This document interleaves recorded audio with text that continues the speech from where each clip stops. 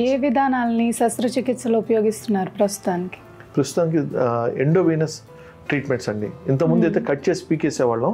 ఇప్పుడు laser therapy కానీ ఇప్పుడు కొత్తగా గ్లూ థెరపీ వచ్చింది అనమాట. అంటే వీనస్ సీల్ అని జస్ట్ గ్లూ ఇంజెక్ట్ చేసి వీన్ కంప్రెస్ చేస్తే వీన్స్ అన్ని క్లోజ్ అయిపోతాయి. కానీ అది సెలెక్టెడ్ పేషెంట్స్లోనే చేయగలుగుతాం. ఆల్రెడీ ఎక్స్టెన్సివ్ వెరికోజ్ ఉన్నాయనుకోండి, అప్పుడు ఈ వీనస్ సీల్ కానీ గ్లూ కానీ పనిచేయదు.